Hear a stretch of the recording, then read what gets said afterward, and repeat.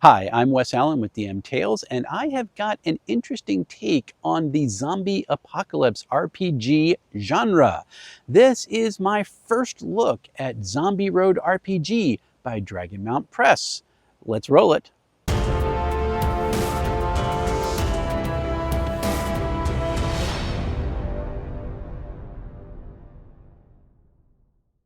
Dragonmount Press did reach out to me as part of their press outreach campaign and offered me a free preview PDF of the game. They are currently in crowdfunding for it, and that's going to close in just a couple of days. So thank you very much for the opportunity to do it. However, everything in this review is my personal opinion. I have received no other compensation for it. Let's take a look at the genre here and the setting. The setup for this game takes place 10 years after the fall of civilization because a zombie virus has wiped out most of the population.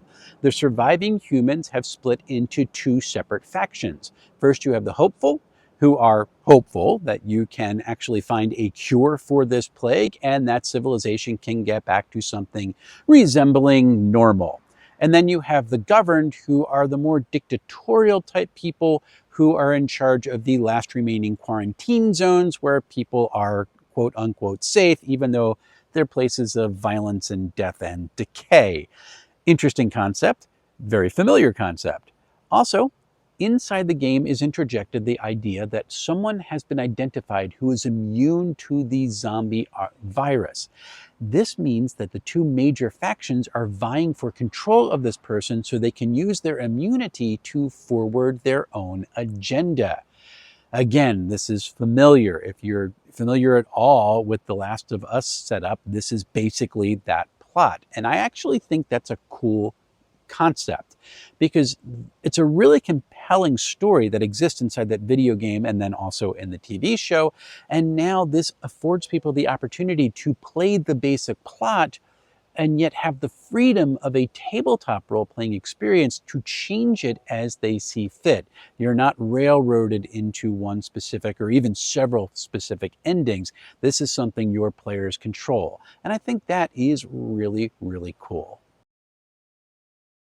The mechanics of the game are dead simple, pun intended.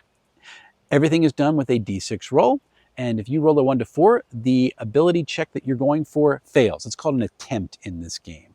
You roll a 5, you can succeed, but you have to voluntarily take a penalty, some ongoing status that is going to reduce your checks for certain rolls moving forward, something like diseased or wounded. It's an interesting concept. And then you have 6, which is just a success, which also has a couple of extra benefits as well.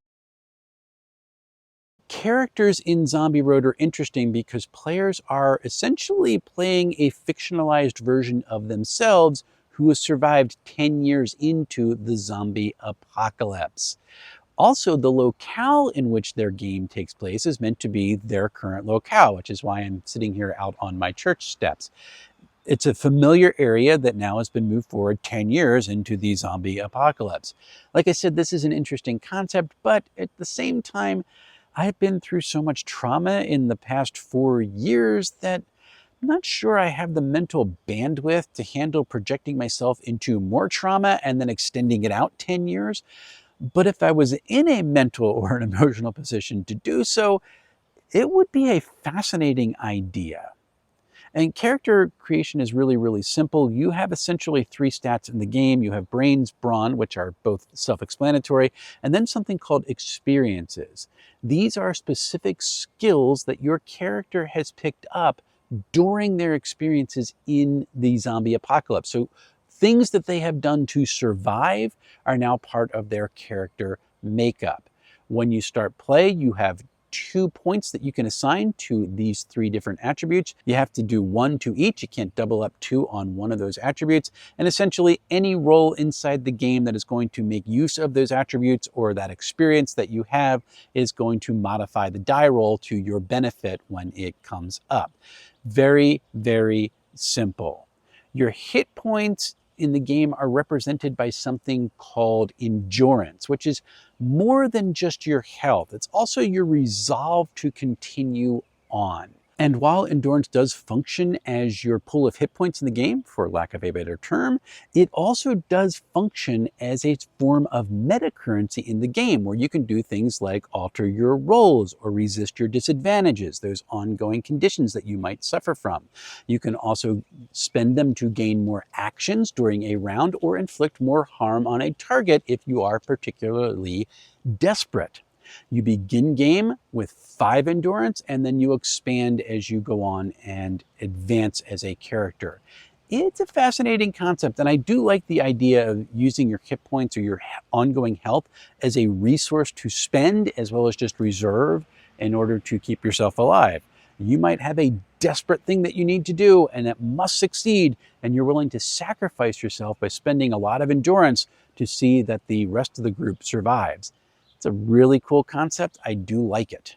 Another cool aspect of the game, because you are playing a fictionalized version of yourself, is that you can take your personal skills that you know in real life and apply them to your fictionalized character. You do this in negotiation with your GM, and really it's supposed to be something that is distinct among the players. So if you're all good at something, you don't get the extra bonus. But if you're really good at something, then yeah, we'll give you a +1 to start your character out in that particular skill. I like the idea of being able to invest yourself into the character that way, even if I don't have the bandwidth to throw myself into more trauma right now, but it's a cool concept. According to my way of reading the rules, you're really only supposed to get 1 of these at the start. It's a way to keep your character from being overpowered. So the presentation of the game, at least as far as this preview PDF goes, is stark. Everything's black and white except for some blood splatters on the page, meant to give you that kind of immersive reality. And the font itself is a monospaced font with really wide spacing between the lines. It's meant to convey this notion that this is a printed dossier, perhaps from a surviving governmental agency. And this has been given to you to read so that you can immerse yourself and correctly respond in the situation in which you'll find yourself. So it's a cool concept for that, although I will say that the font size is a little bit small for tired eyes like mine. The organization of the game right now is a little bit in flux, and there are things that I would like to see improved. And there's something about narrative-focused games like Zombie Road, which I've found consistent through it. They get to this idea of tell, don't show. And so instead of putting an image of the character sheet and saying, here's what we're talking about, they'll tell you where to find it on the character sheet in paragraph form, which I find a little bit discombobulating. Just put an image inside the text. It'll be easier for me to understand what is being talked about here. But narrative-focused games have this tendency to do this. I found that with Brindlewood Bay and a couple other Powered by the Apocalypse games that I tried to pick up on, and it made it more difficult to digest the system for me than I think was otherwise necessary, really. And also, part of the organization of Zombie Road is weird because there are elements in the game that are put before character creation process, like this thing called tally marks, which is really part of character advancement. Because they're placed in close proximity to character creation, it almost feels like these tally marks should be something that you're including in the character creation process, when that's just not the case. Tally marks in the game are actually representing the types of things that your character does in order to motivate them to keep going. What are they keeping track of? Finding the next coffee, or a particular brand of candy bar that has survived, or holding on to your family pictures. Those are the things that keeps the player going, and when you discover them, you check on the tally mark and you get an extra endurance. So that's one way that you go up. It's a really cool concept and I like it a lot, but the way that it's organized in the game made it more confusing than it needed to be. Also, tally marks get mentioned inside the character creation process, even though they're not technically part of the character creation process, and that was a little bit weird for me as well. So there are things that need to be fixed, I think, that could be improved inside the presentation of the game to make it more accessible. But again, this is a preview PDF. There are things that are in flux because this game is mechanically complete, but their organization and interior layout are still being set. Part of this crowdfunding campaign, for example, is going to putting artwork inside the book.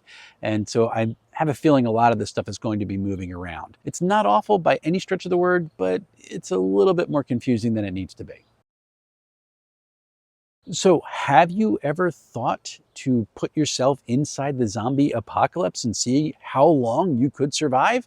And everybody who has a zombie response team sticker on your car, I am looking at you, then this is the game for you. It's a really cool concept. It's a really interesting thing that they're trying to do. A little bit of bugs right now in the way it's presented, but pretty cool and worth checking out. Go over to GameFound right now and you can find this game for, the PDF is just about $16, and then you can go all the way up to a special edition hardback with a lot of stretch goals that are added in for just a little bit over $62. This is really, really cool. I hope these guys do very well with the game. And if you're interested in zombie apocalypse RPGs as another car drives by, this is worth checking out. Okay, so coming up on the channel, I am reading Pendragon. I promise you, I'm getting further and further into the game. It is a really fascinating game.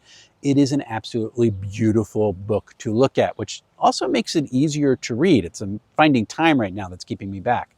I also have just picked up a game that is designed to play, look, and act like, as a car drives by, The Legend of Zelda, called Heroes of Cerealia, which I'm going to be doing a quick review of in the next couple of weeks.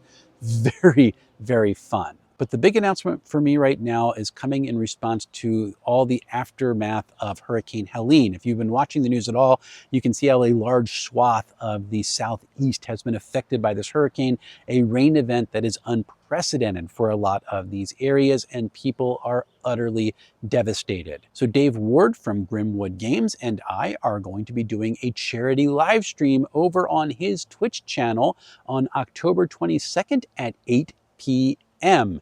All proceeds are going to go to the American Red Cross, designated for the flood and hurricane relief. This is really important to me. Rolling dice and doing good is something that I really enjoy doing. It is one way I can give back to the wider community.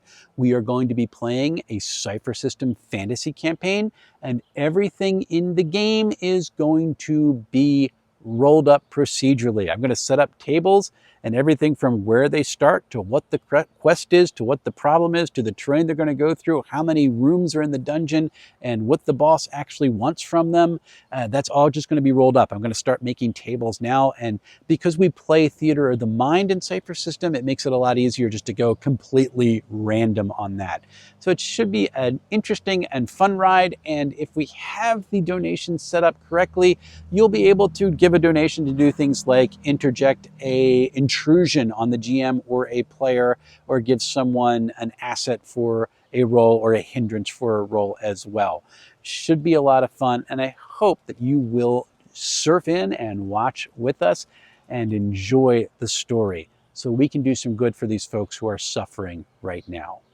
Until we see each other again, folks, happy playing, everyone.